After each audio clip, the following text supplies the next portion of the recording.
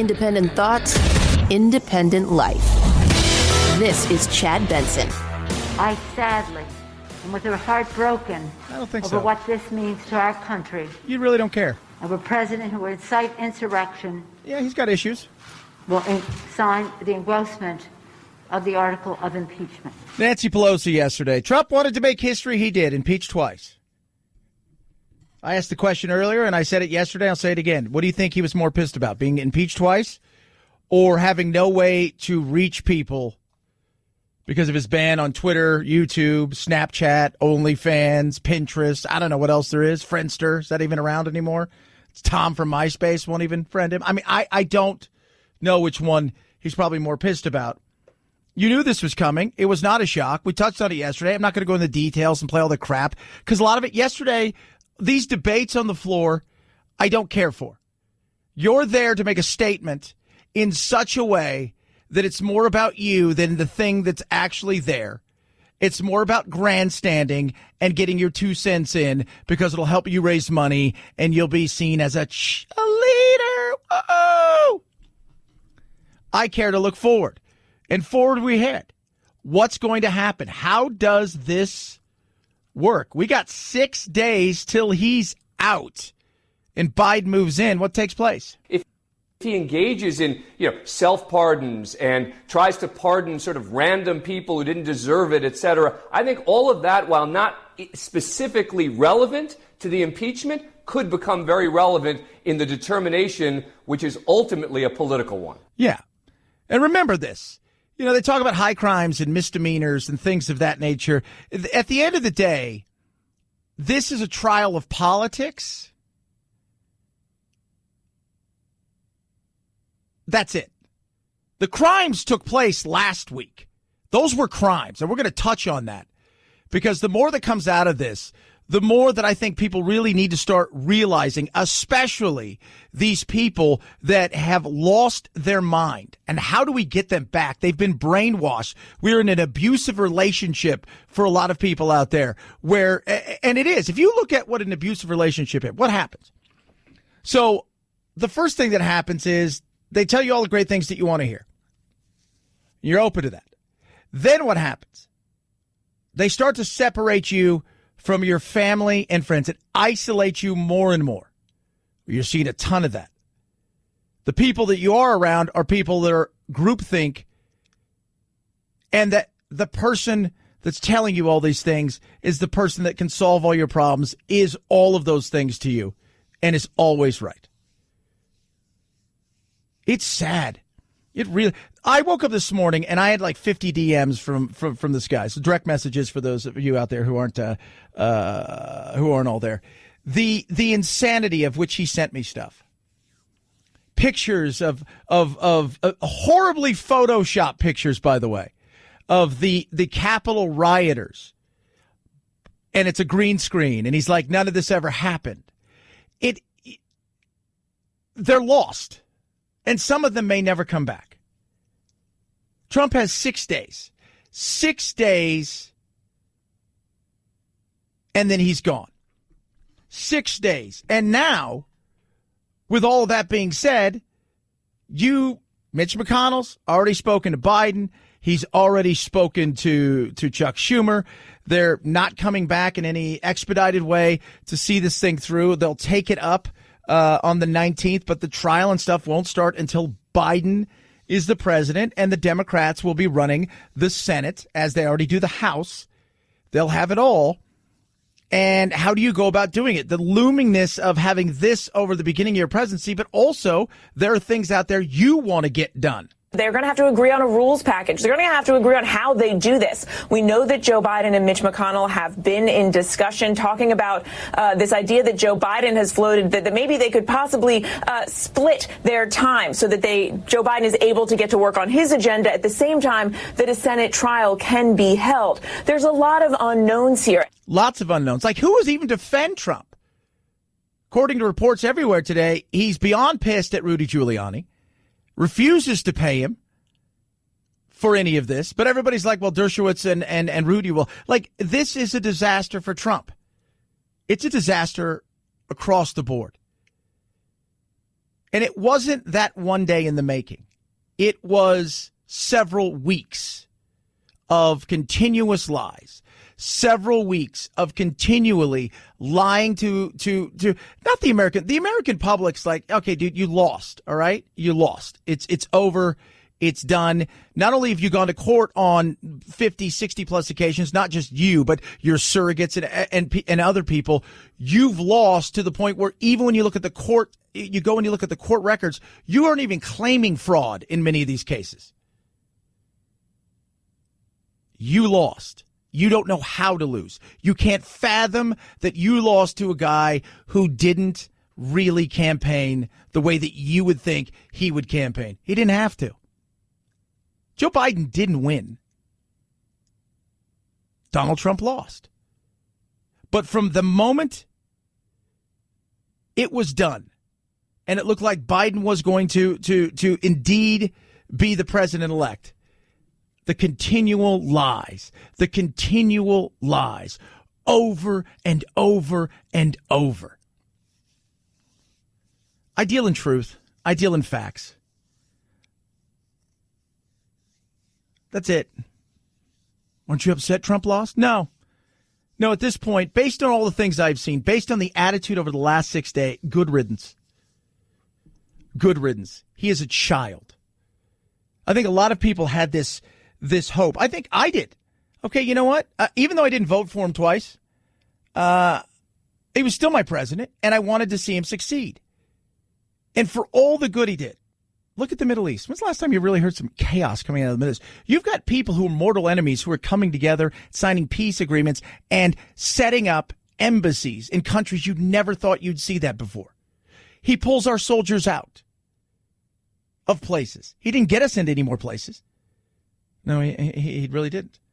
While I didn't like the way he handled coronavirus, where he essentially abandoned it because he couldn't tweet or talk his way out of it, you know what?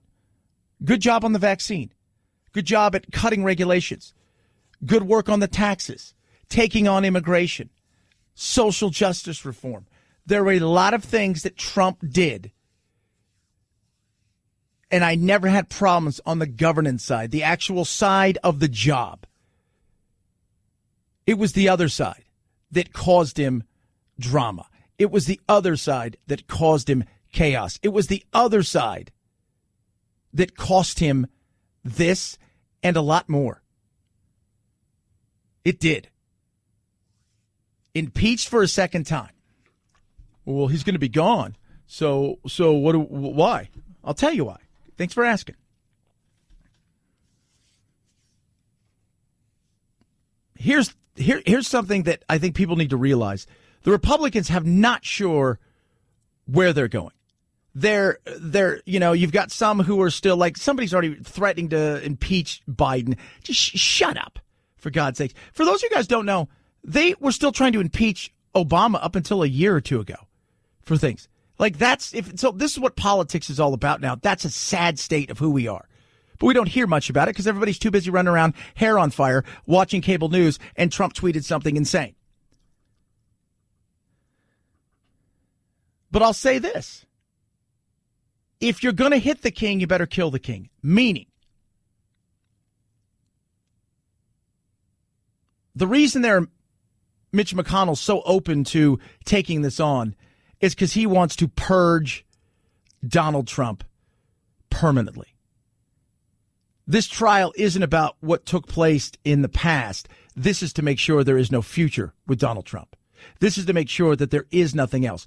Because let me give you a scenario where we're a year and a half, 2 years out, and they didn't convict him, and he can still run for office, and he's still hanging out there, and things maybe aren't great, and the economy's not good, and we're stagnating, and he sees a way to rise from the ashes. The likes of Mitch McConnell and many others want to do this for good. They do. They got everything they could out of Donald Trump. They got judges. They reshaped the federal court system besides the 3 judges. There were a lot of things they got from Donald Trump, and they put up with the madness till it got too far. And they realized it was over. But they also realize if they don't finish the job,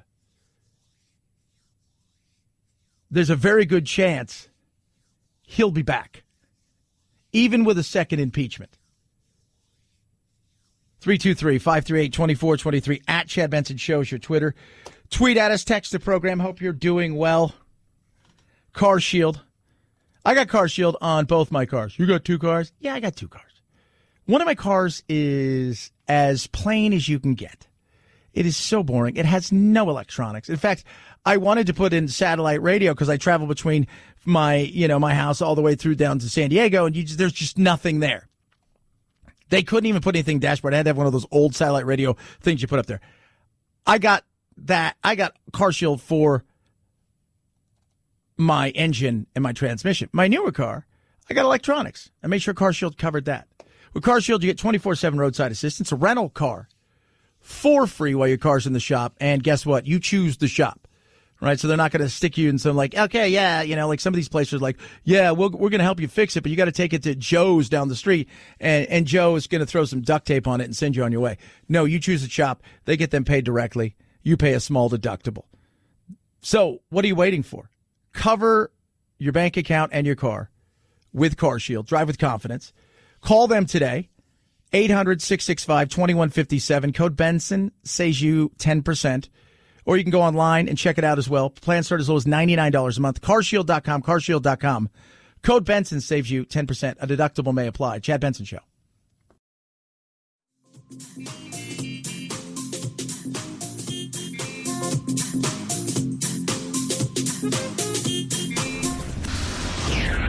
I usually don't get into politics. As an ordinary suburban housewife, I feel a little disrespected. I teach my children not to name call.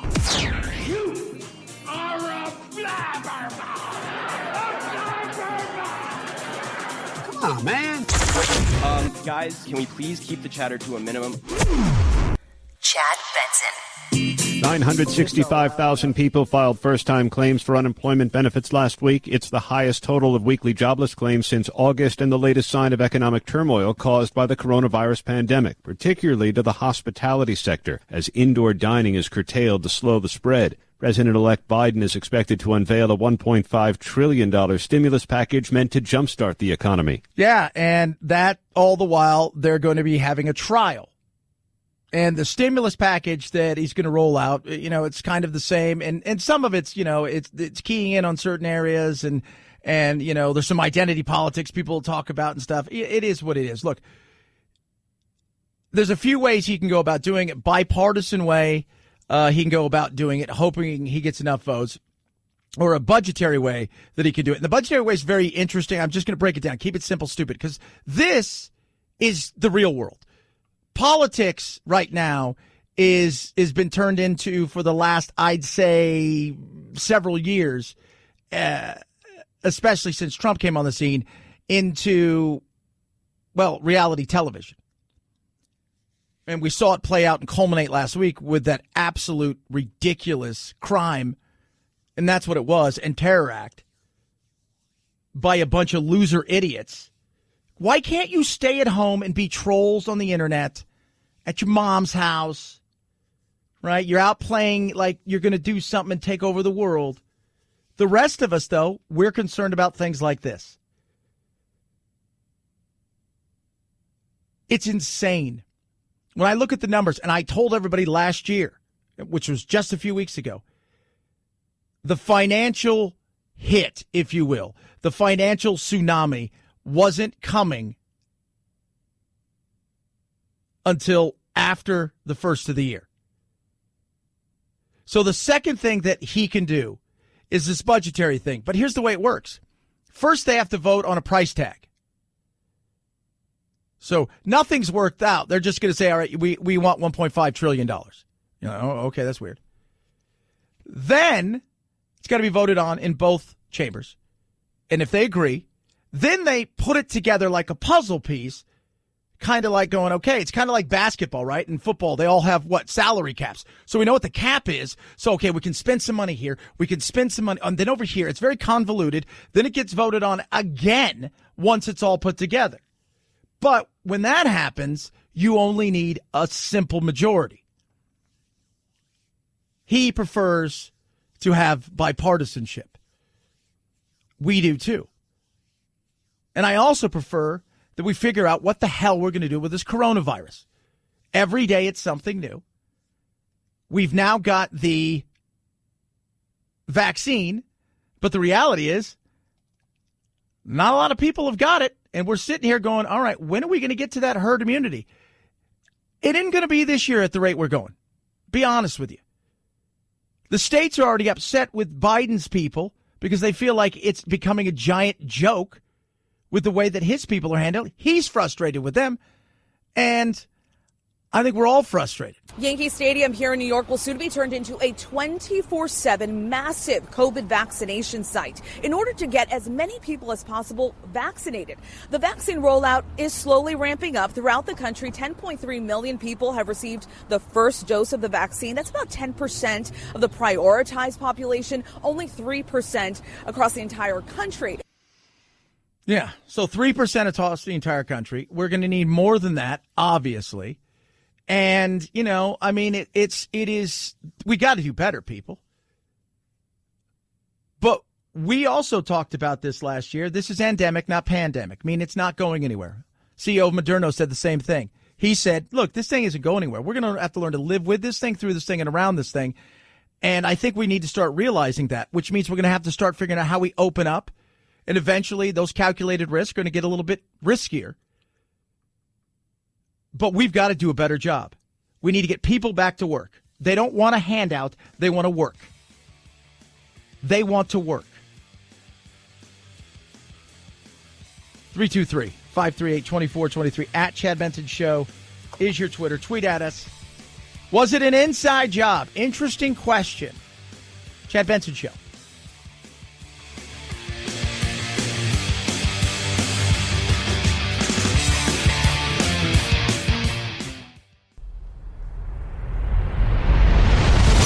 The Chad Benson Show.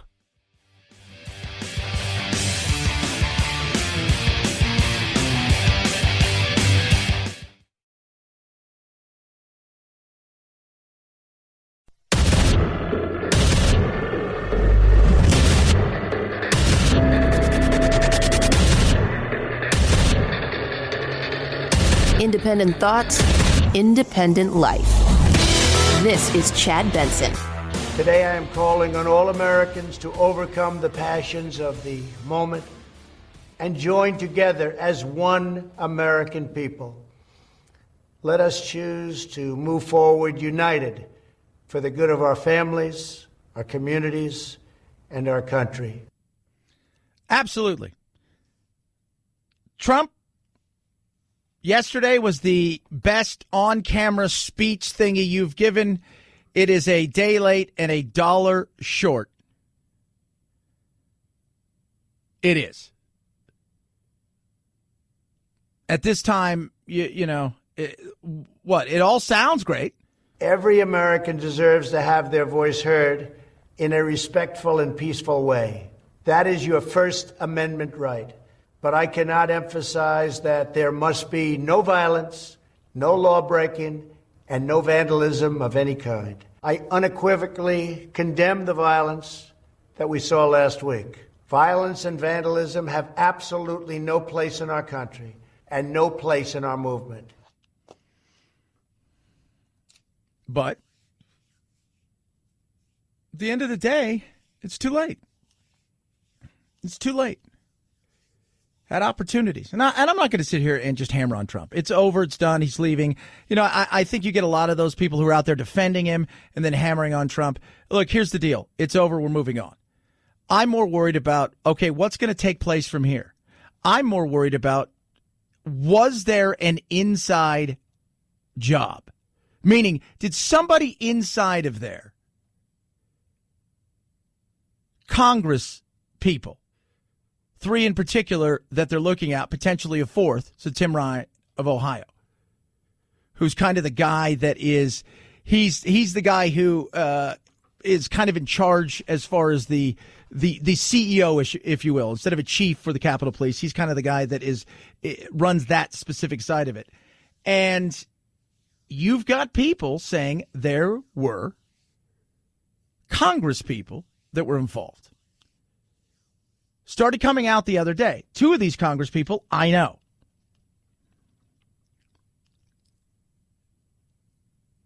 Yeah.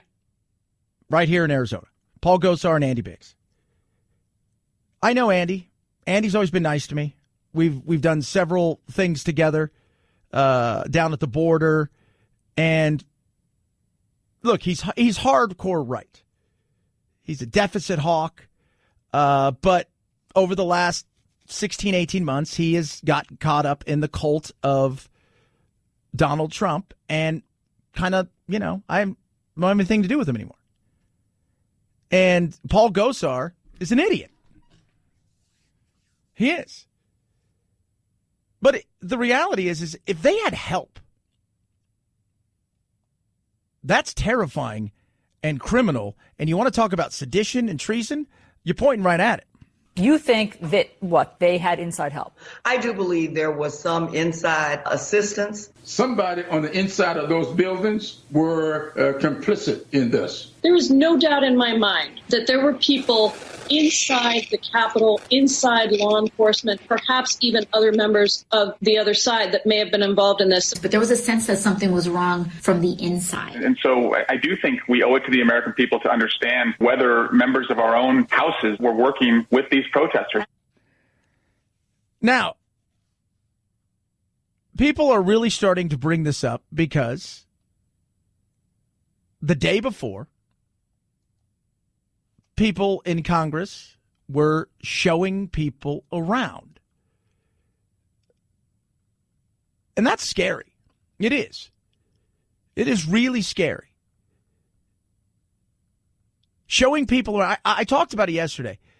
I don't for a second, when because people are like, I can't believe you're on AOC's side. I said, you know what? When it came to this, there is no doubt in my mind, people running around with zip ties, hunting specific people inside of that building that if they got the opportunity to do something, they absolutely would. Yeah, this guy's a bragger. He's made a business out of this whole Stop the Steal business, but his bragging online could have 3 congressmen in pretty big trouble. The Department of Justice says not only is it investigating what happened inside the Capitol, but the conspirators and instigators who may have started this whole thing. And according to Ali Alexander, which you're about to hear, these 3 congressmen were in on it all along. That is scary. So Ali Alexander's the dude who started the whole stop the steal, stop the steal, stop the steal, stop the steal. I'm the guy who came up with the idea of January 6th when I was talking with Congressman Gosar, Congressman Andy Biggs, and Congressman Mo Brooks. It was to build momentum and pressure and then on the day change hearts and minds of Congress peoples who weren't yet decided or saw everyone outside and said, I can't be on the other side of that mob. By the way, phenomenal speaking right there. That guy's like, whoa, that guy, there's the leader. So just recognize that. Chad. No, we've seen him out here, Ali Alexander, on more than a few occasions. I'm out here in Phoenix. I know exactly what this is all about. And of course, the horn guy, right? Jake Angeli, whatever his name, who lives with his mom and can only eat organic food, who's been this is the revolt. Congressman Andy Biggs of Arizona is running away from those comments, saying he never even remembers meeting Ali Alexander, even though he did send a taped message to one of Ali Alexander's Stop the Steal rallies. Mo Brooks of Alabama is now saying that his words at that rally about going down to the Capitol and kicking ass were somehow taken out of context. Paul Gosar, also of Arizona, he won't say anything to us, but he has just got a string of tweets that show in the weeks after the election and leading up to January 6th, he appears to be in constant touch with Ali Alexander. Now, investigations will be done, and people are like, well, what if they find them to have participated or helped in any way, shape, or form? They're gone. And then you look at the criminality of it all. There's conspirators. Now, these are all alleged. But to me, I find this disturbing. You know, the 6 weeks, 7 weeks up to, culminating in that day, I blame all that on Trump and his insane group of people that he surrounded himself with, who preyed upon people who couldn't differentiate the truth, and it's sad. This is scary. And they would have to go in a heartbeat, in an absolute heartbeat. And Gosar is running for the hills. Biggs, maybe he did or maybe he didn't. Obviously, Mo Brooks going down there and kicking ass, Look, the people that stormed and did what they did, that's a them thing, right? Words do matter, but actions that took place that day, that's you. That's you. Now, you were pushed in some ways, some people think. You were helped along, but at the end of the day, the actions that you chose to do, those are you. But these three, if they helped, oh yeah, you got to go. 323-538-2423 at Chad Benson Show is your Twitter. Tweet at us, text the program. Love hearing from every single one of you. Question with the Republicans now is, what do you guys do? How do you move forward after this? What do you do after this? Because the party itself needs to figure out what kind of party is. They want to distance themselves from. Here's the thing. They want their cake and eat it too. They want no part of Trump and the chaos, but they want his followers, right? So how do you walk that fine line? You don't. Right? You can't serve two masters, if you will. You make a decision. The most important thing that can happen right now for the health of the country is that this rotten Republican Party fracture. This is a party that is now marinated in and dominated by conspiracy theorists. It's been able to hold together, basically, under Trump because it had power. So because it had the control of the Senate and control of the White House, Republicans could tell themselves this lie. I wouldn't let Trump babysit my kids or coach my kids' Little League team, but I love what he did on taxes or what he did for Israel or what he did for any number of issues. Yeah. It was always like that, right? With Trump. By the way, it's a lot of ways. I feel that way about a lot of politicians. At the end of the day, though, they do have to make a decision. And that decision is which way are we going to go? And that's why during the impeachment hearing and the trial that's going to go on,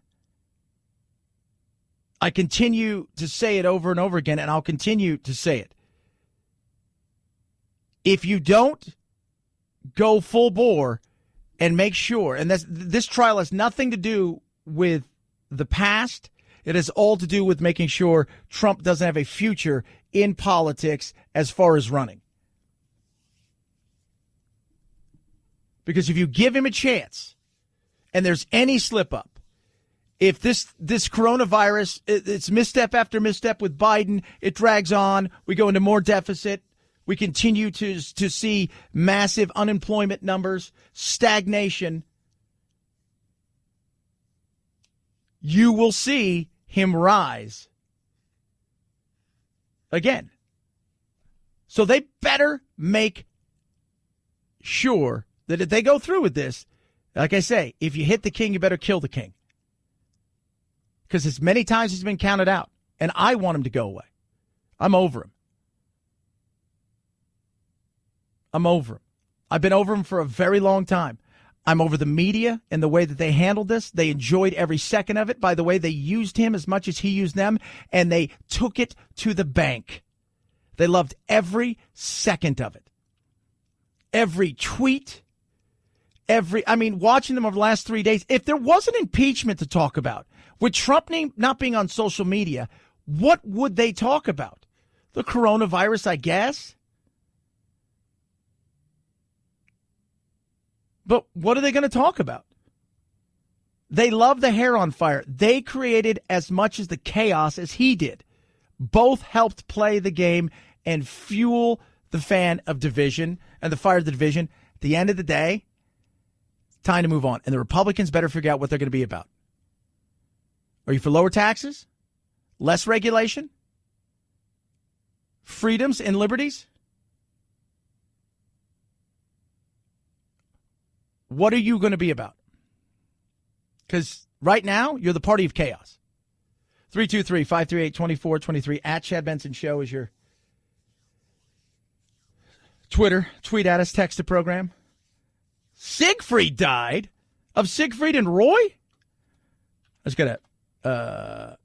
just got a tweet from a text from Anthony. Siegfried died because we're going to talk about Betty White. She turns 99, and we always say this. When I talk about somebody, he might die. She might die, and I don't want to do that because I like her. Yeah, he died. Siegfried died. Not Betty White, still alive, 99. 323-538-2423 at Chad Benson Show is your Twitter. MyPillow, amazing. Get your MyPillow now. Regular $69.98, now $29.98. $5 more, you get a king size. Made in the USA, never going to go flat. Machine washable and dryable. 60-day money-back guarantee. And you're saving big. This is the one that started it all. 10-year warranty. Plus, they got amazing deals on just about every single thing out there. From the Giza Dream Sheets to the mattress toppers to the Stone Goat pillows, you name it, they have got it. Save big and get the one that started it all. One little thing like a MyPillow can change the way you sleep, and it's great. Go to MyPillow.com, click on the radio listener special, use promo code Benson, save big. Again, normally $69.98, now $29.98. That's a $40 savings. MyPillow.com, promo code Benson. MyPillow.com, promo code Benson. Chad Benson Show.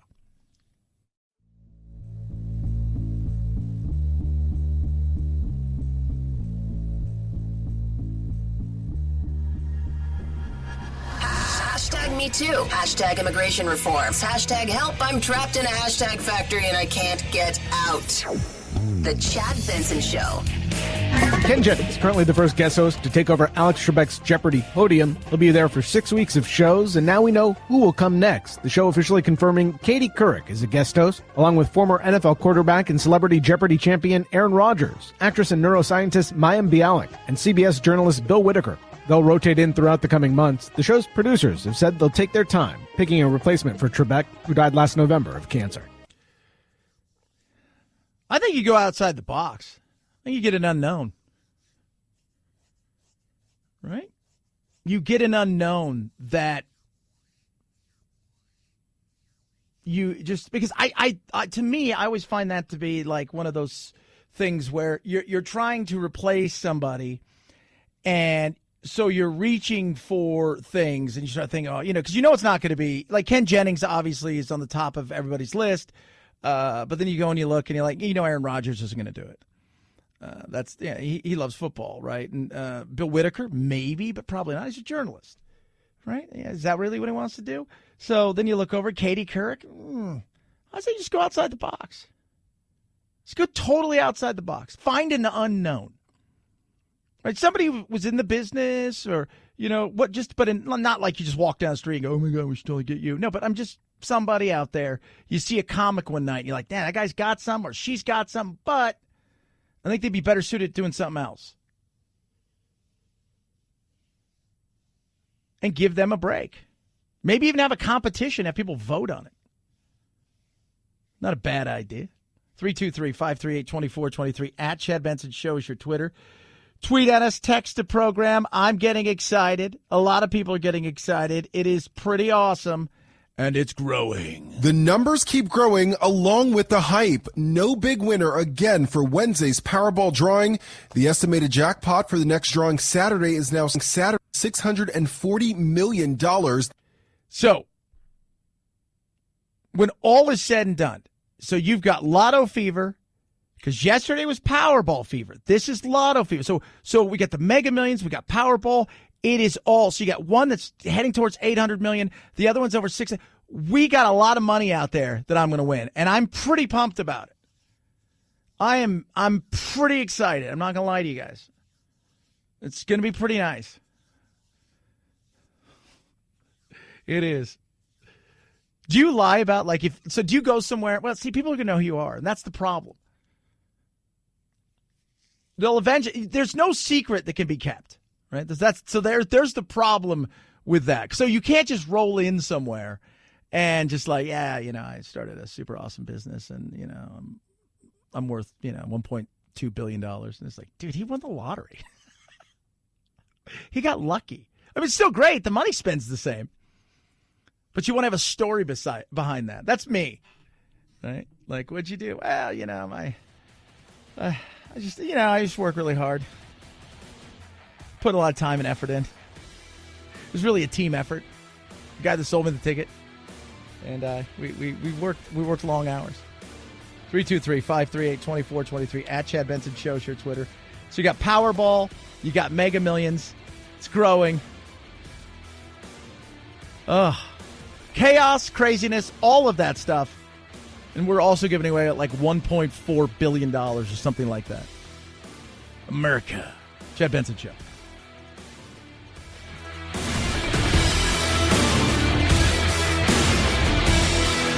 This is the Chad Benson Show.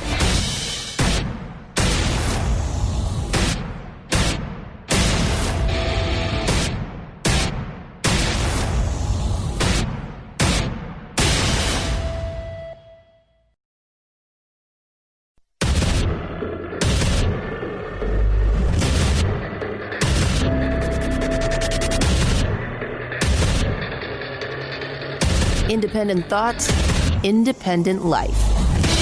This is Chad Benson. I sadly No. and with her heart broken No. over what this means to our country. Not really. Of a president who will incite insurrection. Kinda did. Will sign the engrossment You like it. of the article of impeachment. Nancy Pelosi right there. And you can tell she's muffled. So yeah, articles impeachment. I'm not spending time. That's yesterday. I'm more worried about where we're headed. I think we got a few days left. We were just talking off air. Like, okay, so when's Trump leave? Like, what's the day? Is it this weekend? Is Trump going, I'm going to Mar-a-Lago and play golf, and the plane comes back empty? Does he stay all the way too? And he's by himself. And I said it, and I'll say it again. I'm not sure which pisses him off more, being the first to be impeached twice, or the ban on Twitter and everything, because he can't reach his people. Trump doesn't care about, here's the thing. We look at the Capitol, and, people look at the Constitution, and people hold it in reverence, and we look at something like it's the people's house. Trump doesn't care about that stuff. It's one of the reasons not that you shouldn't care, but one of the reasons that I think people had high hopes for somebody who was not a politician as president is the fact that, all of the pomp, the circumstance, all of that stuff, that doesn't matter. It's like baseball, right? Like, baseball's for older people in this day and age. That's just the reality. You go look at the statistics of people who are watching it and the data, and I enjoy baseball, but not that much. I watched the World Series. The Dodgers won last year. I watched that because I'm from LA, grew up there. But the reality is they're about the past. They're about these hallowed halls. And Trump came in. He's like, kicked the door in. And he held a lot of these people's feet to the fire. And I think people were excited about some of that stuff. The other stuff, people enjoyed the fact that he fought. He enjoyed the fact that he did. And he lied. The guy lied nonstop. Now, most of his lies were stupid. Most of his lies were like, I go back to it. I caught a great white shark. No. You caught a fish, but it wasn't a great white shark. But at the end of the day, you got impeached twice. You wanted to be memorable. You wanted to be historic. You were. Now, let's move forward. If you've not seen what our Capitol looks like, it is insane. It is absolutely insane. And the amount of troops that are there. This looks like we're in Moldova or Belarus or Tajikistan or Flurftistan. And this is nuts. At least 15 states are sending National Guard members. Up to 20,000 troops are expected in D.C., 4 times the number of U.S. troops in Iraq and Afghanistan combined. Authorities tell ABC News they're monitoring up to 10 events organized by demonstrators coming back to Washington, some calling this a week of siege. Probably on ham radio. That's where they've gone to, right? There's nowhere else for them except for the dark webs. And that's the thing. When you drive people and you take away access to certain things, you also take access away of monitoring them. And they'll go deeper. 20,000? Did you see them sleeping on the ground? Did you see that? And the FBI and everybody else has to be ready for what? I don't know. Is there potential for violence? 100%. 100%. There's absolutely potential for violence. But did people see what took place last week and see the amount of things that people are being charged with? And then they see the fact that there's 20,000 National Guard and others who are going to be part of the security and say to themselves, I don't know if we can do this. You would like to think that, but you don't know. You don't know. The FBI and Homeland Security want law enforcement to be on alert around the country, but they really are focusing their concern in places that have sizable militia followers, and among those places where there also were overheated post-election feelings and a lot of the fight over the allegedly stolen ballots, which obviously were not stolen, things like that. So they're looking at places like Michigan, like Pennsylvania. Wisconsin was another battleground state. Arizona, some of those people that were arrested were from Arizona. And as they look at whether or not there was an inside job, as some people are saying that the likes of, 3 Congress people, Gosar and Biggs and Mo Brooks, that people were giving tours the day before what took place when they were certifying the votes. And the day of the madness on the 6th, that the day before that there were people there giving tours. And people thought that, looking back on it, and they're looking into that stuff. So, yeah, you know what? You've got to be on high alert at this point in time. You do. And that's what we should be doing, making sure that, we need cooler, calmer heads that are going to prevail. But some of these people are lost. Some of these people are not coming back. Some of these people, as John Kasich say, well, they're living somewhere else. How do we get people who have a view that none of this is legitimate, none of this is real? How do we begin to bring them back? How do we take those folks who have moved away and are living in another dimension somewhere? How do we get them back? To me, that's something that we all have to think about. It's something that I think is top of mind. It should be top of mind because we need a more united America. Yeah. There's going to be some we'll never get back, but we got to get some of the get backs over here across the line thinking rationally again. I don't know if you can. And that's the sad thing. If you're interested in the human behavior and I love the study, part of doing comedy is great comics, they'll do what? It's about reading a room. It's about understanding people.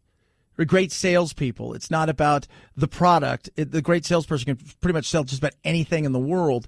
It's understanding people. You look at great coaches. You go back and you look at great coaches, and even nowadays, it's about understanding the individual and being able to read certain situations. Some of these people they're a hot mess.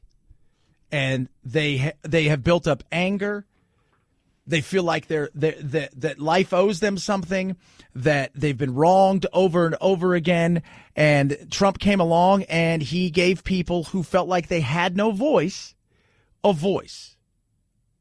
He came along and he gave them what really they saw is kind of their whooping stick in a place like D.C. because they feel like people in big cities and big media all look down upon them. And in many cases, yeah, some of it's kind of true.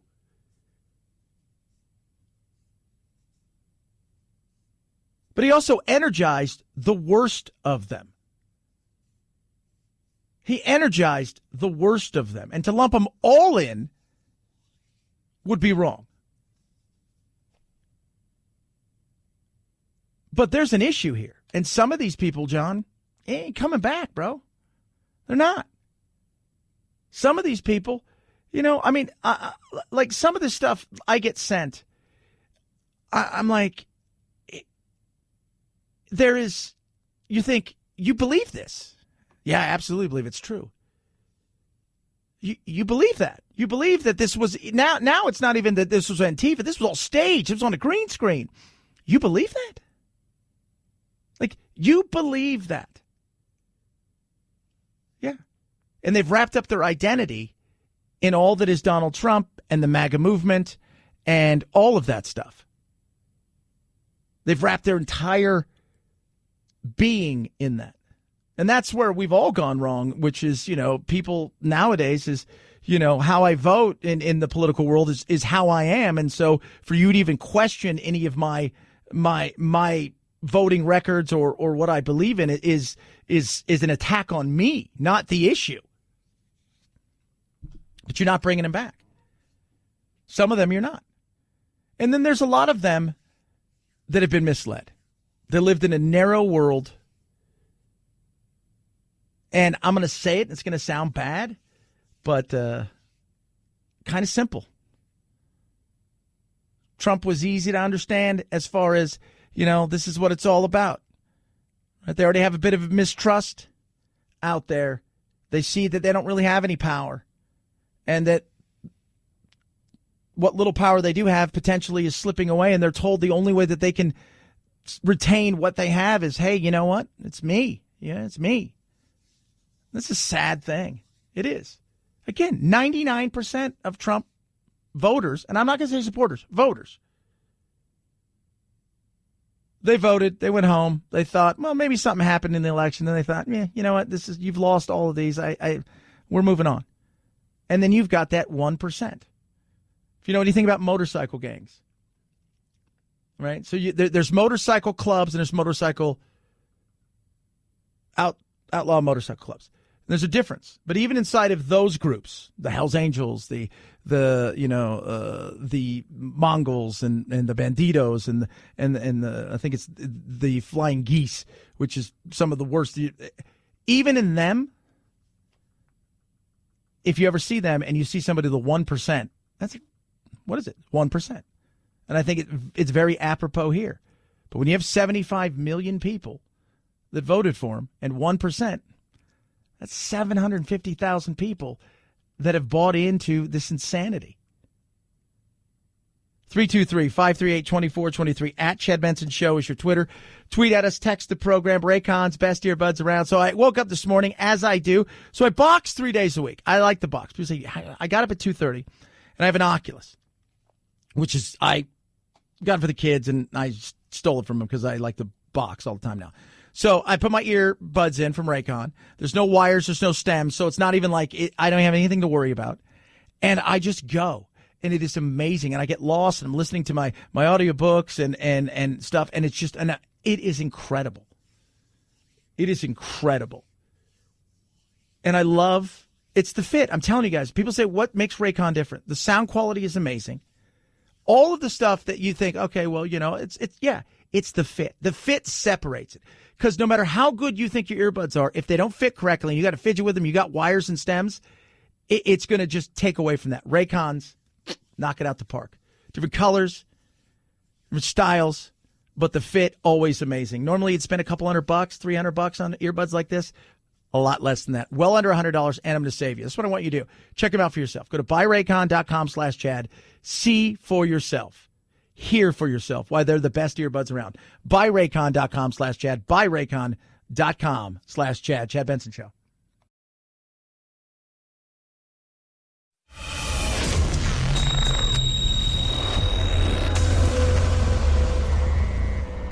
Deep states?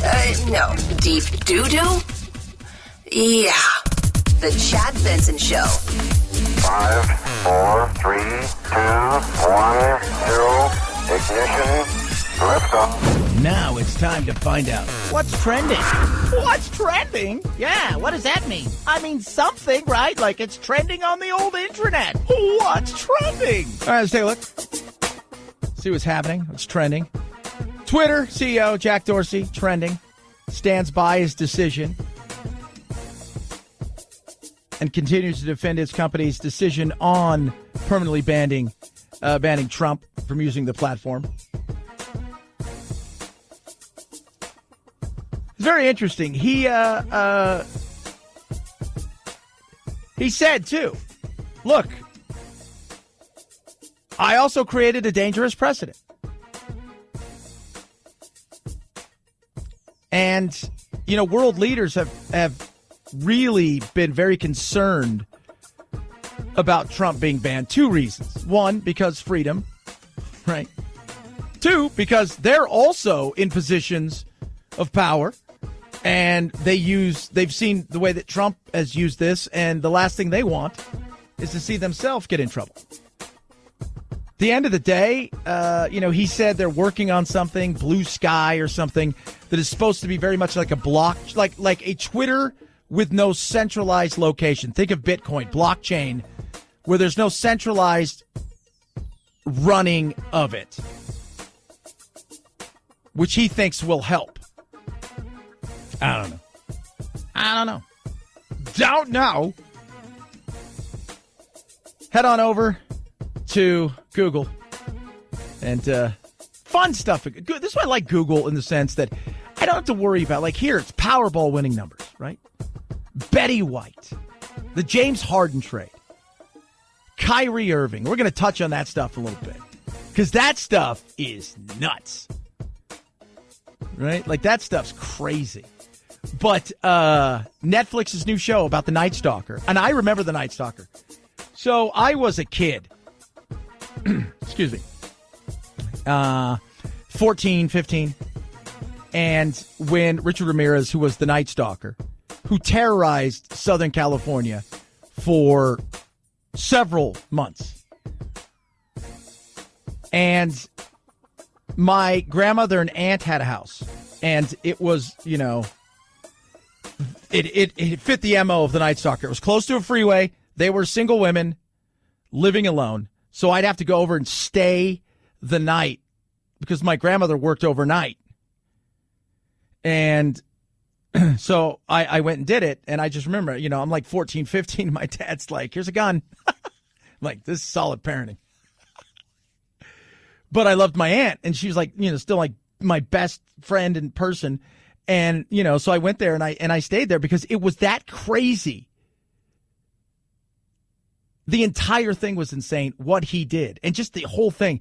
But the docuseries, Night Stalker, The Hunt for a Serial Killer, I'm telling you, like this guy was, there was just something about him. You see some of these people, you know, it's the Mansons and stuff, and this guy rose to that kind of level of just a certain creepery, like an it factor of creepness. Chad Benson Show.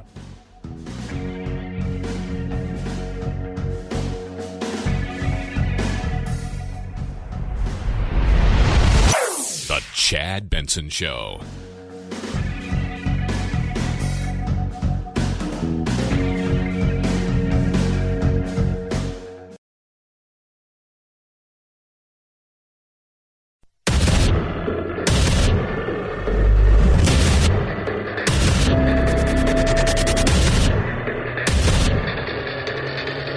Independent thoughts, independent life. This is Chad Benson. Eric Trump, executive vice president of the Trump Organization, telling ABC News the city of New York has no legal right to end our contracts, and if they elect to proceed, they will owe the Trump Organization over $30 million. Yeah, the canceling of Trump has begun.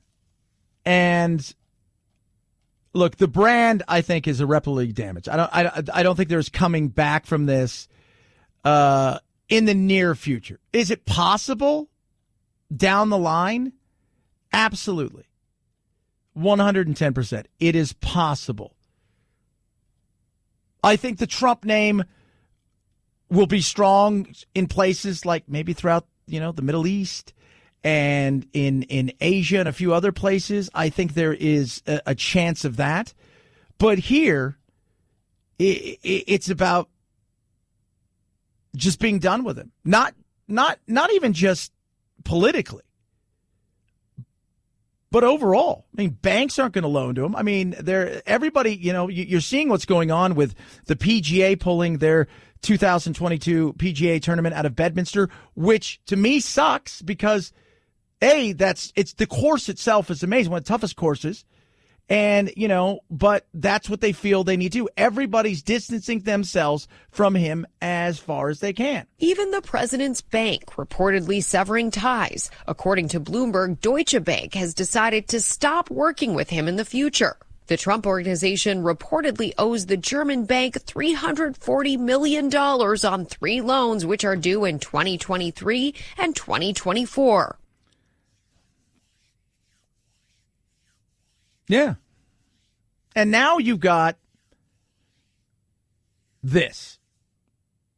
And I'll tell you why it's scary. This thing that somebody's joking around, start a petition to remove Donald Trump from Home Alone 2. That's it. He's in it for, a few seconds. And you're like, really? And the scary thing is, if you're a study of history and you go back and you look at things like the Soviet Union, Lenin's Soviet Union, Stalin's Soviet Union, they were famous for removing people from pictures and paintings because they wanted to erase them, not just off the earth, but from history. To essentially say, not only do we cancel you, we canceled everything about you. That's scary. I know it's stupid. You're like, well, it's only... But when I keep talking about where's the fight going to come from, it's the culture where we need to have a moment where people understand that, it's going to hurt your feelings, some of you, but we're all going to start standing up now and saying no. No, we're not going to get rid of somebody. No, we're not going to cancel somebody. No, we're not going to make everything about intersectionality. No, these are the things that we need to have real conversations with. That, to me, is the most important. Trump, one of the reasons Trump got so much love because of cancel culture. Because of the fact that he was essentially uncancelable when he was at the height of what he did. He was completely, he was uncancelable. And yet they finally figured out a way to cancel him. Right now, he is completely lost.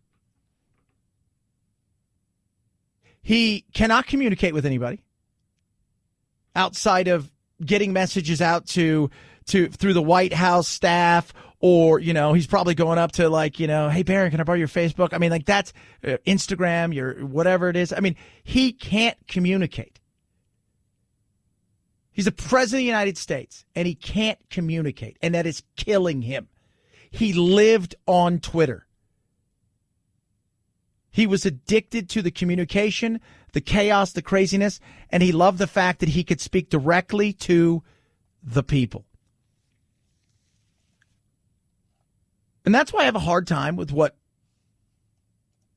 Jack Dorsey and others have done. Because he's the president. Well, he could incite violence. Yeah, he's done some stuff. And by the way, you got rid of him eventually over 2 completely innocuous tweets.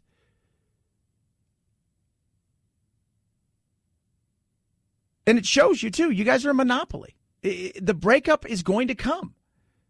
People will, you guys start your own, everybody said. So Parler went and started their own. Dan Bongino and a bunch of people. And guess what? Apple says, no, not here. Right? Then the next thing you know, they lose their servers. And then all of a sudden they start to lose their banking and all of the things. This is the fear that the right has. And you know what? This is where the fear should come from. Not whether or not Biden's going to turn this country into Venezuela, for God's sake. Shut up. Bunch of idiots.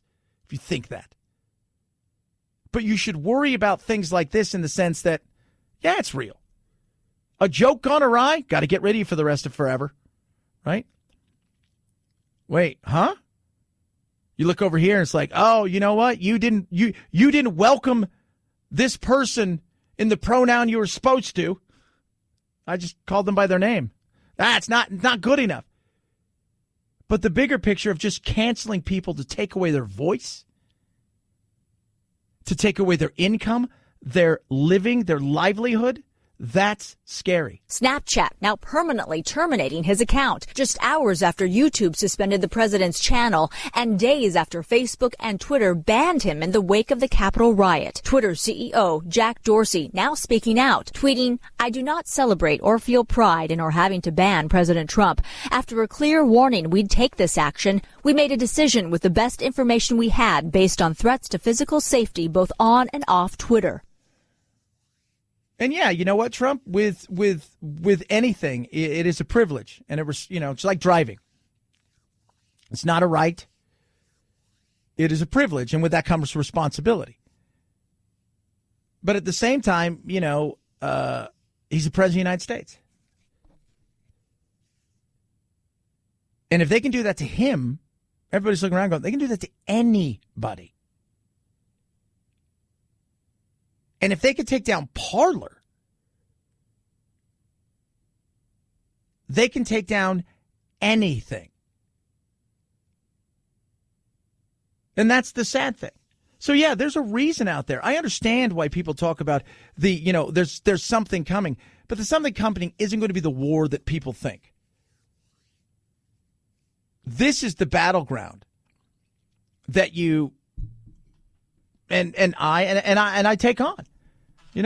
I always say I'm going to give you the truth. That's it. I don't care about your feelings. I don't care about the right or left. I think both of them have lost the plot. I think both of them hijacked people's belief systems and then turned it into a corporation where they can make tons of money, hold on to power, and along the way give people breadcrumbs of hope while also causing more problems. But the cancel culture thing is real. And we're raising a group of young people to believe that they're entitled to a bunch of stuff, which they're not. And that, hey, you know what? I'm going to tell you everything you want to hear and nothing that you need to hear. Piers Morgan, who makes me laugh, and he's hilarious at times and obnoxious and very much a Brit, got into an argument over the fact that there's a woman that's in a new Miley Cyrus video, and then she's on the cover of Cosmo. I'm surprised it's not 2 covers. Oh, Chet, she's a bigger girl. What are you trying to say? She's a big one, is what I'm trying to say. But she is. And he makes a great point. If the headlines say get back in shape while we all need to lose weight because of the pandemic, I would totally embrace that. It's the fact they're taking obesity and saying this is healthy, that is dangerous. Anyway, it's accepting that people are different shapes and sizes. Nobody's questioning that. And if you do exercise, nobody's questioning that. That is healthy. No, it's not saying that. Exactly it's not saying if you go and exercise, you'll get healthy. It's saying if you are obese, this is healthy. That is a lie. It is an absolute lie. This is Angelina Duplisa. She's in the Miley Cyrus video, and it's an absolute, it is totally a lie. But it's Tell me the things that I want to hear, not the things I need to hear. And that's what so much of our society is based upon now. Is the easier thing to do is to tell somebody what they want to hear because it's based on feelings. It's not based on any kind of fact.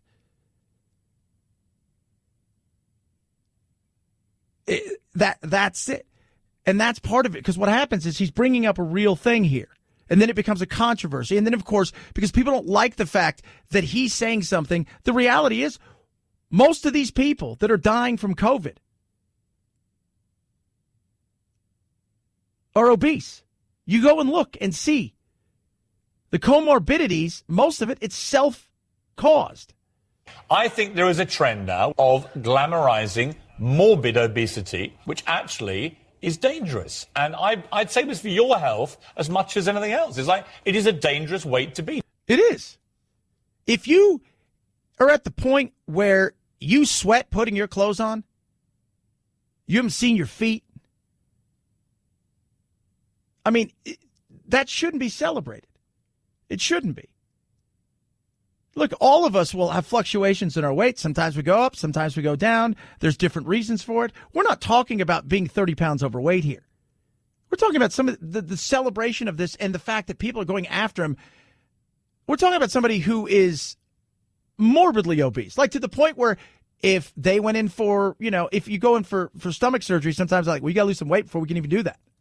If you were really concerned about people being obese and representing something bad, you would take yourself off the air because you're not exactly slim yourself. Well, right? okay, I'm 220 pounds and I'm 6'1", right? You're 5'4" and you're 380 pounds. So there is a difference. I'm not morbidly obese. Right, but you're still I'm fat actually reasonably too. healthy. You're still fat I'm reasonably fit. Well, you might think I'm fat. Most viewers are looking at this and think they're not seeing me as morbidly obese, right? No, they're not. You're trying to justify the fact that you're overweight. All of us can lose weight. I can lose 20, 30 pounds, so I get up in the morning and work out. I'm 50 years old. My metabolism's not what it once was. But this goes to the perfect example of bringing up something that is an honest thing that we should be talking about is we need to do better for ourselves. Right? We need to eat better. We need to be healthy. We need to work out a little bit more. And the reality is, but that starts with being honest with yourself, and people don't want that. So just tell me the lie because it's easier on me. And alas, you have a world of cancel culture that comes from it. Well, off with his head. How dare he? Was he lying? Does it matter? Hurt someone's feelings, potentially. 323-538-2423 at Chad Benson Show's your Twitter. Tweet at us, text the program. AMAC, Association Mature American Citizens, fastest growing over 50 organization in the country. Great benefits. And when we finally get back out there living our world that we should be living in, amazing benefits. Yeah, retail, restaurant, hotel benefits, and so much more. Also, things like this. And I had a listener reach out to me the other day and say, hey, thanks for turning me on to AMAC. They helped me, my father, through Social Security and stuff. And that's a lot of the things that they do. It's not just about those kind of benefits. It's about things like, hey, Social Security, you have problems? Call them up. They'll help you with it. Right? You have problems with Medicare? Call them up. They'll help you with it. Walk you through the steps of the things that you need to do. Check it out. Pennies a day. I think it's less than $20 to join. Go to amac.us/Chad. amac.us/Chad. amac.us/Chad. Chad Benson Show.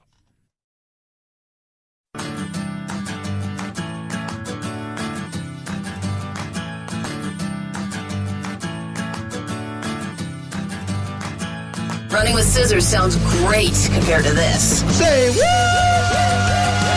If he engages in self-pardons and tries to pardon sort of random people who didn't deserve it, etc., I think all of that, while not specifically relevant to the impeachment, could become very relevant in the determination, which is ultimately a political one. Yeah, that's what impeachment is.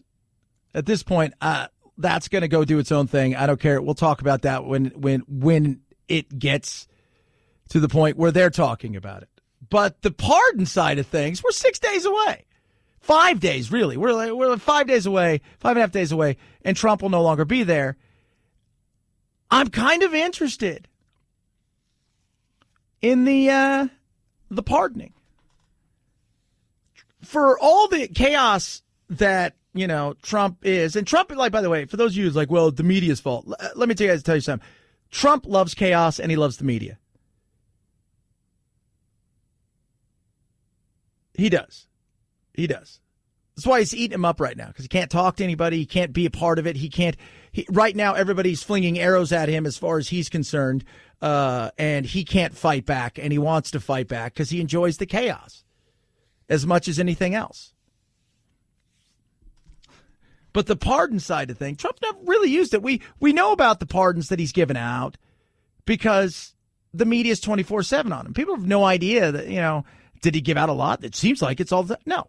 In fact, at this point, he's given out very few pardons, period, compared to a lot of presidents who pardoned a ton of people, including the likes of Obama and others. And I'm thinking to myself, who's it going to be? It's going to be one weird one. I mean, there's the Snowdens and the Assanges they're looking at, I'm sure. And, Pamela Anderson is really pushing for Assange to get pardoned. But I don't know. Tiger King, man. I'm hoping the Tiger King. I know it sounds stupid, but I'm kind of like, oh, that'd be neat. That'd be fun. We need a little more Tiger King. We need a little bit. I feel like, okay, so stay with me here. He pardons the Tiger King. And then Tiger King and him open an insane zoo in Florida or Texas. He'd be welcome arms in Texas.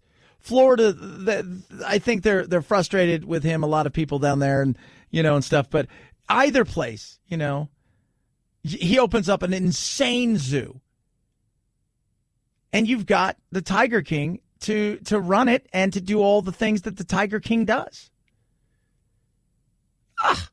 Make it a reality television show. He's going to need the money. He is. The banks aren't going to work with him. He's cash poor. He may be asset rich, but he's cash poor. And when you're in a situation when you need cash and everybody knows you do, the thought of getting, selling stuff for top dollar, people know. Business people know.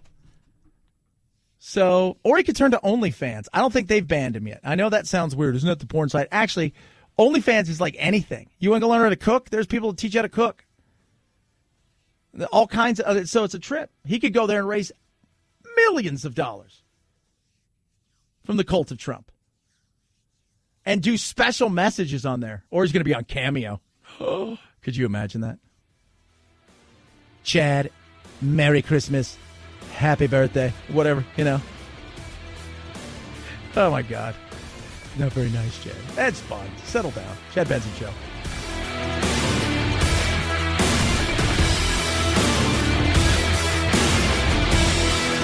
This is the Chad Benson Show.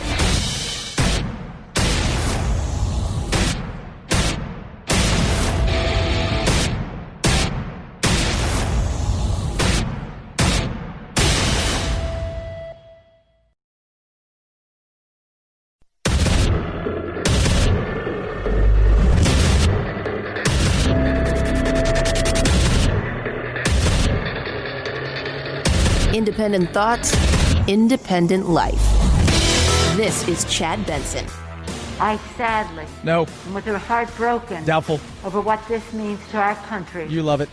Of a president who will incite insurrection. You hate him. Will sign the engrossment. Gladly. Of the article of impeachment. With a smile on your face. I don't think she's handing out pens. The first one, remember that when Nancy was signing the impeachment stuff to head over, and that was the whole pomp and circumstance, and she was handing out pens, and then Trump did something like a few days later, and he had like 100, 200 pens on his desk, and he's just throwing them out to people. Good old times. That was just politics, but this is the reality of it. It's time for Trump to go. He's acknowledged privately to like Andy McCarthy, who's a staunch supporter of Trump. And I think there was McCarthy's, this is the guy who runs everything for the Republicans in the House. I believe he wanted to vote yes. And I think if this happened in December, you would have saw more Republicans on board than the 10 that were.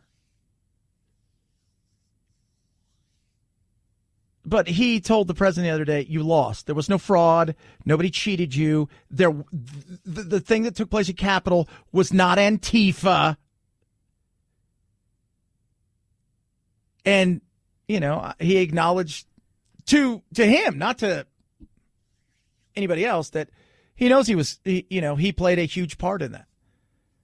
Yeah, a lot of people played a part in that. And the individuals that did what they did that day, that is on them. And they will pay the price for it. And some of them are facing serious, serious charges, including capital murder, when they identify and find the person who beat the police officer to death. No joke. Here's something else. And I think that, you know, everybody screams, you know, it's like, yeah, it's the revolution and, you know, you guys better watch out. And here they come. And this is just the beginning. And let me tell you what happens with people, like very, very, very, very, very few people, when faced with the loss of their freedom, when faced with the loss of everything, their family, all of that stuff, have the cojones to keep their mouth shut. Right? You know, the mob is always preaching about, you know, it's, you know, join the mob, man. You keep your mouth shut. There's no rats. Nobody rats. Nobody says anything. It's all that. Until they're looking at 40 to 60 to 100 years, and then all of a sudden, people start to talk. And it's happening now. You don't think these guys are flipping all over each other? First one in gets the best deal. First one in. First dude in gets the best deal. Case in point, was it an inside job? Is it possible that it was an inside job? Is it possible that 3 congressmen were a part of it? You think that, they had inside help? I do believe there was some inside assistance. Somebody on the inside of those buildings were complicit in this. There is no doubt in my mind that there were people inside the Capitol, inside law enforcement, perhaps even other members of the other side that may have been involved in this. But there was a sense that something was wrong from the inside. And so I do think we owe it to the American people to understand whether members of our own houses were working with these protesters. Absolutely. Tim Ryan's going to look into that. Ali Alexander is the guy who's the Stop the Steal leader. And he says, you know, who's a part of a lot of this, helped set a lot of this stuff up.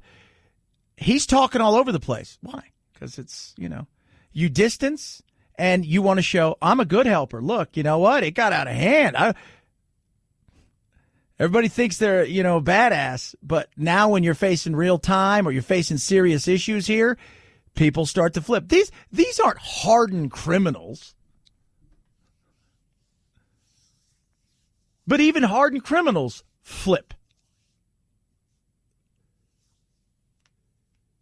Even guys who are bad dudes, who do awful things, and that's how they earn their living, not working at Walmart or you know, selling tires down the street for Ed's Tires and getting ready for the revolution by playing, you know, hours of Call of Duty and then going out in the back and shooting your AR-15 as you get ready for the revolution. And then you go there, and then all of a sudden, people are looking around and stuff goes down and they're a part of it and they think they're live streaming, they're doing all the things. Oh, this is the revolution. Find out that, hey, nobody else is coming, bro.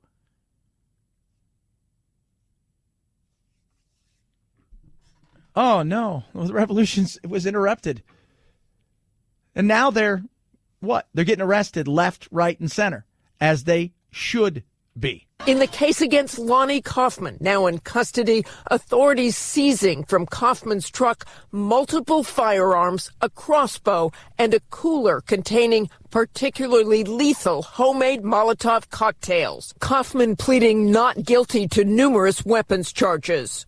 And Robert Keith Hacker, arrested in Newport News, Virginia. Law enforcement saying he was the rioter wearing a hoodie with the words Camp Auschwitz on it. Yeah, that guy's a scumbag, and I don't care what you do with him. So you brought a crossbow to the revolution? You couldn't find a trident? They'll start talking, and it's going to be interesting because people are going to start flipping on each other. And this is when they get down and they find out. And this is the feds, man. This ain't local. Feds are no joke. Let me tell you about government, right? You do a lot of things to government. You can't lie to government. You can't. You don't lie to government. When people get in trouble with government, like, it's never the crime. It's the lying of the crime. So they're going to start flipping on each other. And you watch. Brought a crossbow. I'm here for the revolution. And by the way, if you're wearing an Auschwitz shirt, you're a scumbag of scumbags. He had a hoodie on.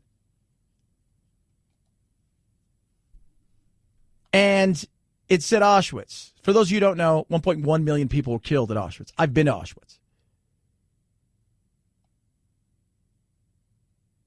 It is so vile that you would do that. It is so vile that you would wear that. And the fact that anybody around you didn't say something says a lot about that crowd as well. When you hear people yell, oh man, this is white nationalists, so many. Trump, let me tell you something. These are things that land in your footstep.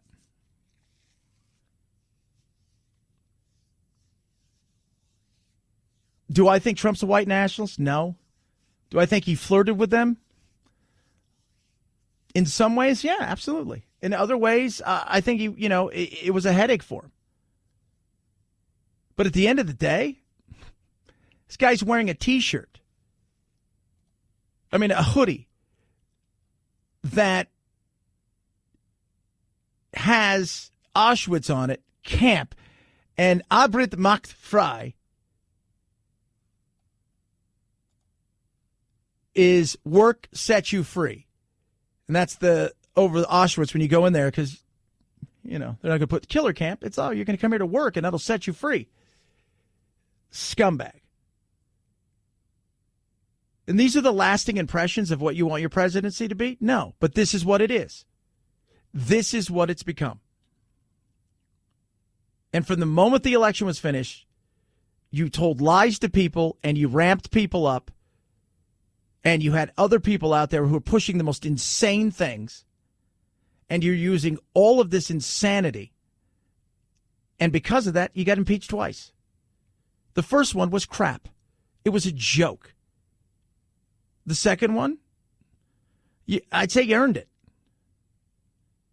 And not because of what took place on that day.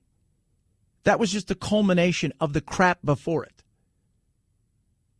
And this is where the Republicans need to stand up and say to themselves, where are we going? Who are we? Are we the party of Trump? Is this what we're all about? Or can we take the things that Trump was good at and build upon the things that we believe? 323-538-2423 at Chad Benson Show's your Twitter. Tweet at us, text the show. We'll talk about where they go for the impeachment and why it's important that they see it all the way through if you're the Republicans and Mitch McConnell. But first, could you imagine having your house stolen? I'm not talking about somebody like you got one of those tiny houses and somebody rolls up on you and then they're like, oh, yeah, somebody towed my house away. I'm not talking about that. I'm talking about you're living in your home, you're living your life, and then you start getting phone calls and you start getting letters in the mail that people have taken out loans against your home, and you can't do anything about it because your title has been stolen. It's happening more and more. And with the way that we see things being done in the computer and all kinds of stuff, it's a simple, easy thing to do. They need your address, and they need your name. Home Title Lock is here to help.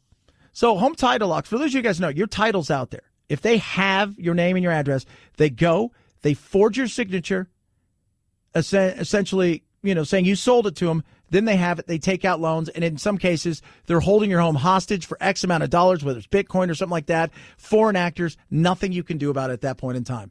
That's where Home Title Lock comes in. So easy what they do. The first thing is you'll know about it. You don't know about it now. You would never know about it. They'll make sure that, much like everything else, that hey, guess what? You got an alert here.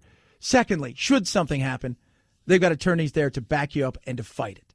Protect your home now with Home Title Lock. Go to HometitleLock.com, register for free. Check out your address, see if maybe you've been a victim, and then go and use code radio. 30 days of protection to help you. Take a look at it.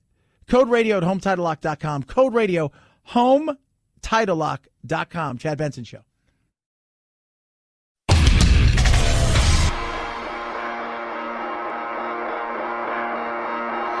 Welcome to Chad. No, not the country. The institution. The Chad Benson Show. What is needed now is for us to listen to one another, not to silence one another. All of us can choose by our actions to rise above the rancor and find common ground and shared purpose. Trump, probably the most presidential delivery of anything he might have done in his entire 4 years as president of the United States, was that video, but it was way too late. At this point, it's too late. Going forward and asking for peace, I think, is a great thing. It is. But also going forward, you have 5+ days left and you're out. Senate doesn't reconvene until the day before inauguration, so that's Tuesday. And then you're going to be set for a trial. And Biden's got a lot of stuff. He's got to figure out how this entire situation is going to break down. What we do know is that a Senate trial would likely and is likely to dominate the early days of the new presidency. That presents a challenge for Democrats and especially for Joe Biden, who wants to try and unite and heal the nation, but of course wants to hold President Trump accountable at the same time. And got to have, you've gone to this point. I think a lot of Republicans are happy about this. And now it's up to the Senate. And there's that question of, Mitch McConnell. What does he do? How does he approach this? Because if you're Mitch and the Republicans,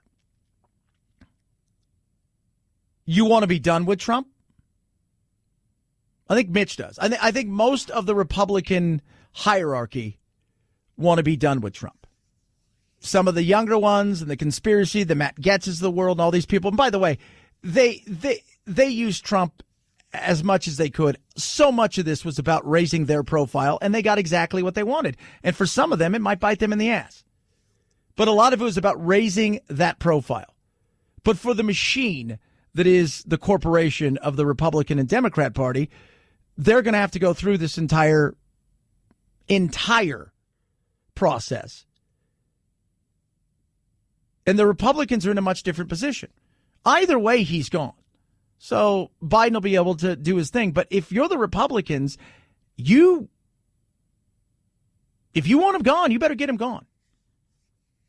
If you want him gone, you better make sure, and by that I mean, you make sure that once the trial happens in the Senate, and again, it is a political trial, that you vote for the impeachment.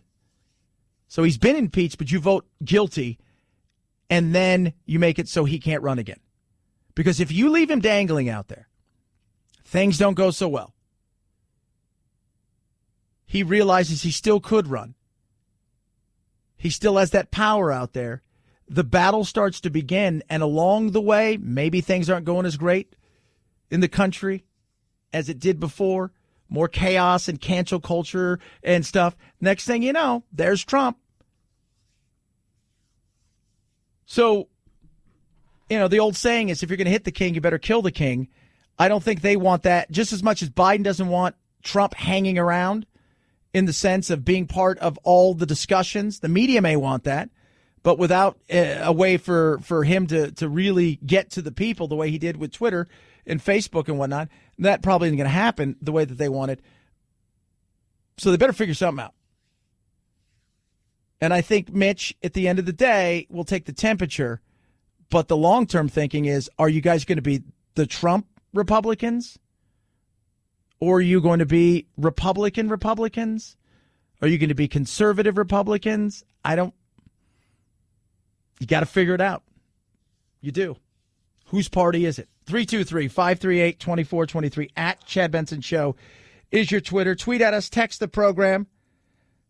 Love hearing from all of you. I do.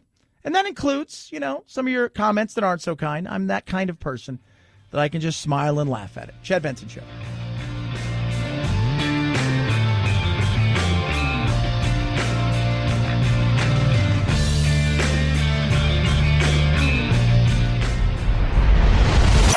The Chad Benson Show.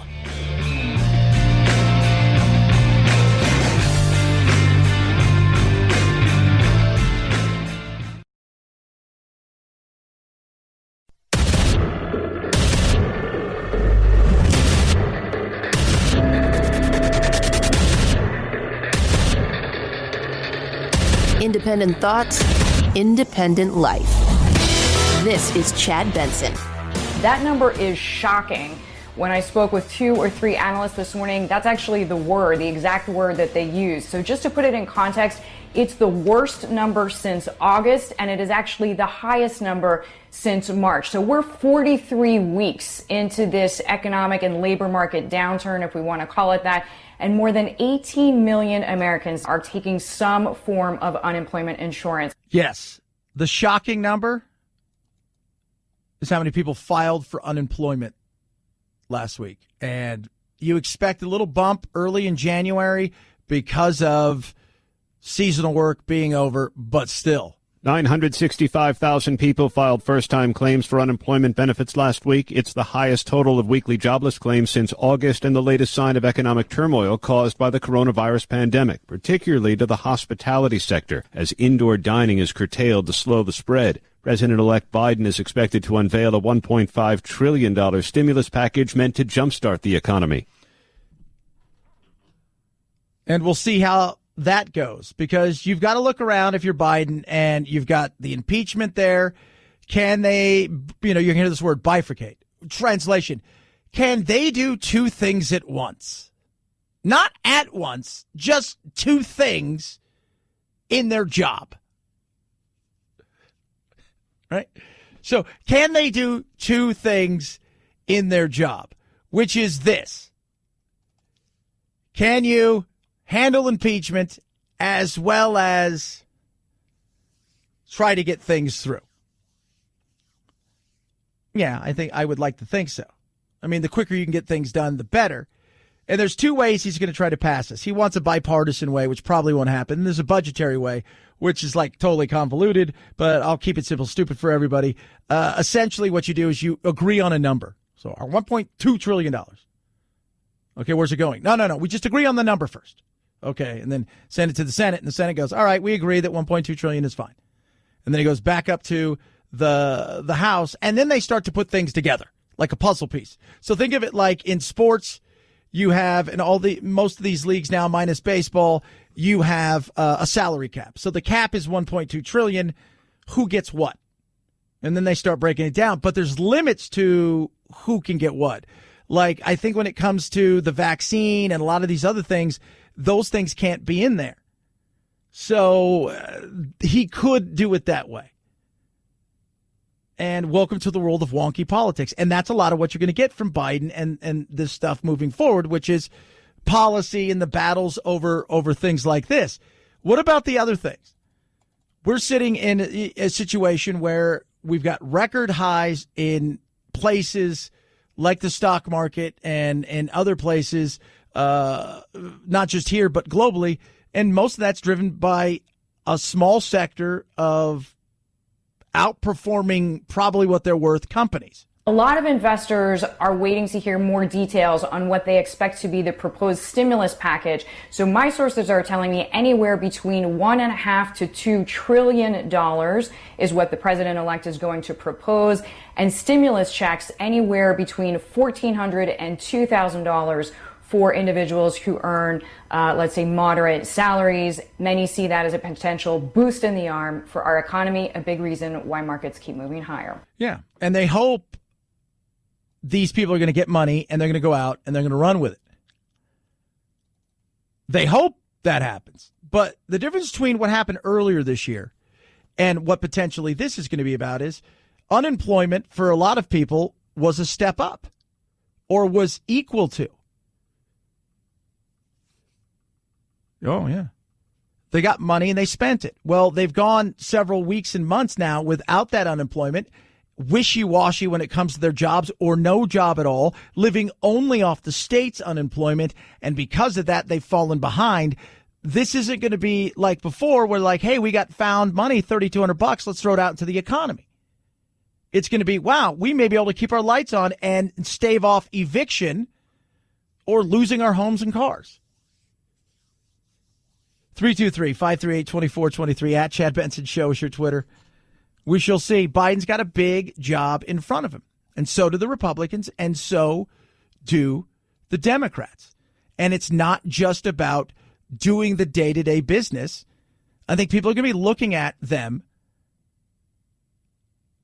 to start figuring out how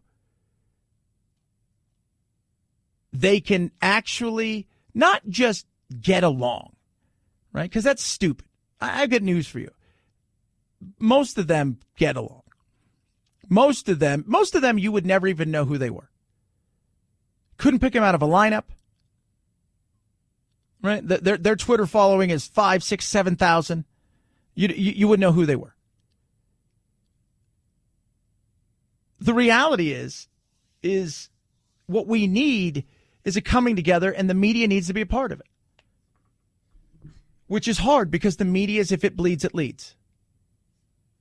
And because of that, everybody's gone to their place that they consume media, and they're not interested in facts. They're interested in singularly one thing, which is affirmation of their belief. Yeah, Scott, listen, I know you are a good person, but I think the tribalism is a precursor for the brain rot that paves the way for QAnon, because once you say, I'm going to support the party nominee no matter what, hey, guess what? You live in a red district.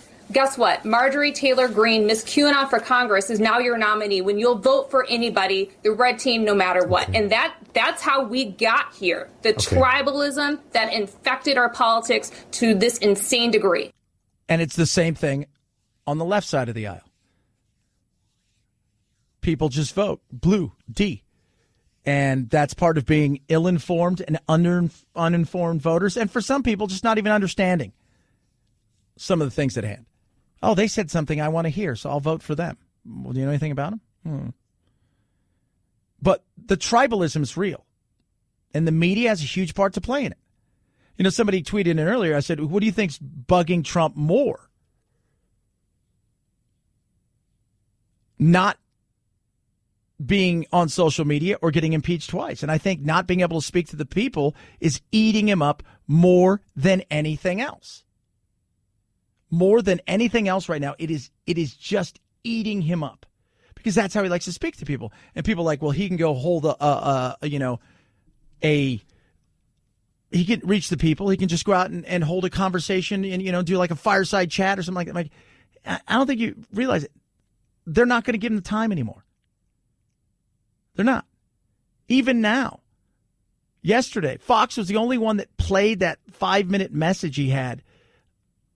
They played bits and pieces and then broke it down. He was able to reach the people because of social media. There would be no President Trump without Twitter and Facebook. There wouldn't be. And I'm not talking about them helping him win an election. I'm talking about him reaching people, conveying a message that he wanted to get out. Unfortunately, like a lot of people, he didn't tell you the whole message. He gives you one-sided stories or he flat out lies. And that's a scary thing. This is Sacha Baron Cohen. Borat, funny guy.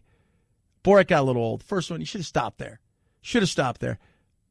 But this is real. Fake news outperforms real news because studies show that lies spread faster than truth. On the internet, everything can appear equally legitimate. The rantings of a lunatic seem as credible as the findings of a Nobel Prize winner.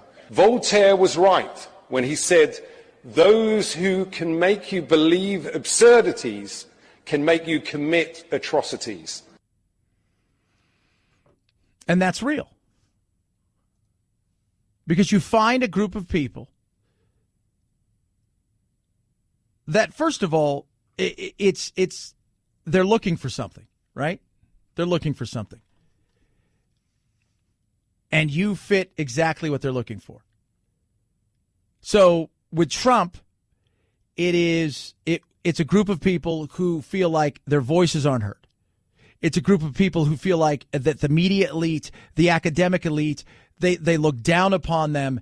They struggle in finances and other things. And Trump is the guy that is going to be the equalizer. He's the whooping boy. He's got the stick that's heading to Washington to change things. He sounds great. He's going to expose everybody for what it is. And in many cases, he did a lot of that. He exposed the hell out of a lot of what politics is. And then he got caught up in it. But when you have that, then the manipulation can come. And that's what started to happen. Now, media does it, right? Like I sit here, you're going to get what you get from me. I'm going to look at the truth. I'm going to look at all the data I can find. Sometimes data is manipulated. Sometimes there's more data down the road. So you're never going to be 100%. But the New York Times leans left, right? Breitbart leans right. So you find your niche, you stay in the lane, and within those things, most people go and they read and they take it for what it is. But within both those groups, there's groups of people that are open to more. And they now identify in certain ways. And that's sad. The media's got a huge part to play in this. They're as culpable long-term in what took place in Trump's presidency as he is over the last 60 days. And by the way, they loved every second of it. Every second of it. They ate it up. They told lies. They told half-truths. They ran with stories that were at best, partially true. But they were pleasing a base and an audience, and they were a business. In the end, it all comes down to what kind of world we want. If we prioritize truth over lies, tolerance over prejudice, empathy over indifference, and experts over ignoramuses, then maybe, just maybe, we can save democracy, we can still have a place for free speech and free expression, the right to life, liberty, and the pursuit of happiness. Today, these rights are threatened by hate, conspiracies, and lies. And I have news for you, Sasha. It's not just the right.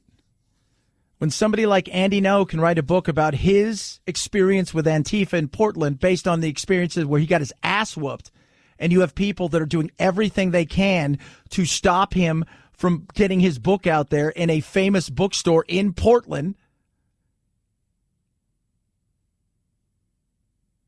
that's as bad as you think all this other stuff is. When they're talking about erasing Donald Trump from Home Alone 2, that's scary. Both sides love to talk about all the tolerance, this, that, and the other.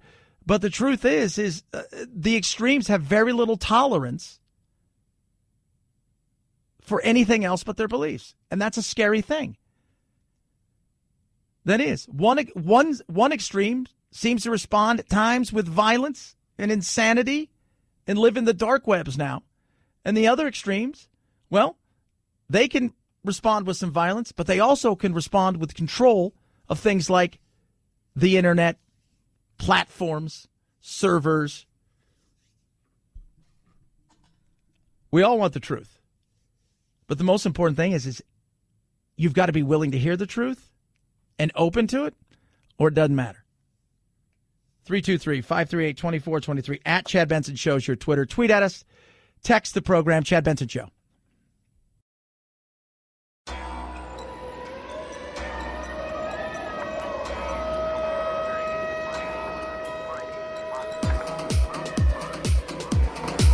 Darn, that climate change. Batten down the hatches.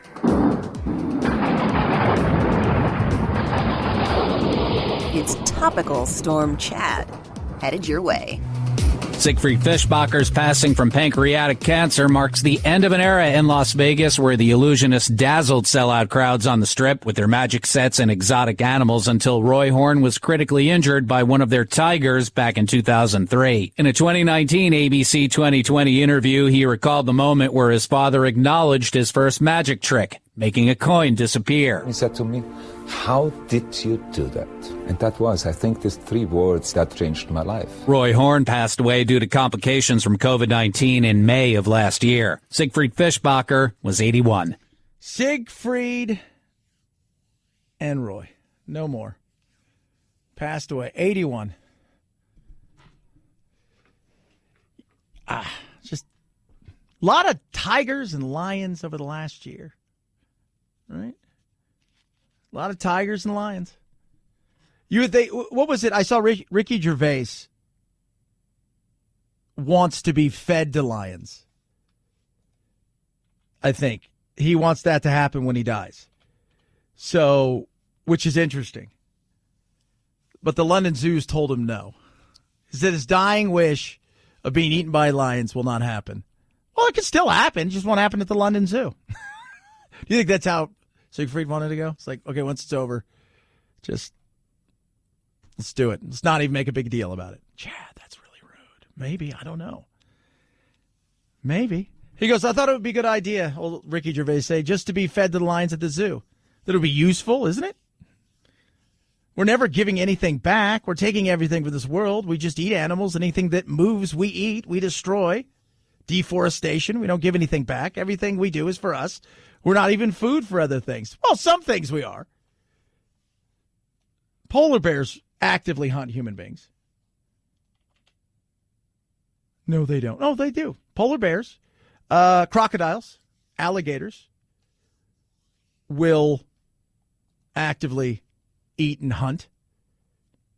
Sharks every once in a while will take a bite that ends up causing a death. Not a bad thing. Maybe that's a new thing to do. Instead of having a traditional, I don't know if you can get away with this, a traditional way of, we think of funerals, whether you're cremated or whatever, maybe it's being fed off to an animal of your choice. I know it was like, you'd like a Komodo dragon. I don't know, maybe. 323-538-2423 at Chad Benson Show is your Twitter. Tweet at us, text the program. So yesterday, I always find like trades and stuff in sports interesting because there's always, you've got to put puzzle pieces because, you know, you've got a certain thing you do. So yesterday, the New Jersey Nets essentially traded away everything in the future for James Harden. And there was 2 other teams involved. And they got James Harden back, right? And he's going to have to get in shape because he didn't want to be a Houston Rocket anymore. So he put on like 40 pounds. And so now he's coming over and he's going to play, except for Kyrie Irving, who is supposed to be one of their superstars, just kind of disappeared. He won't talk to them anymore. He's taking some time off. He was at a club the other day. And people are saying, dude, maybe you should retire. Maybe the best thing for you to do is to leave sports. You don't seem to care that much about it. It's like another one of those guys that just seems to be, he's very moody, right? He wouldn't take his hat off last year at the team picture. He's like, just take my picture, Photoshop it out. And they said now he won't even return phone calls. And the entire time, everybody's like, man, this is going to be one of the super teams. I'm thinking to myself, this is a disaster. And we get to watch it unfold with the Brooklyn Nets.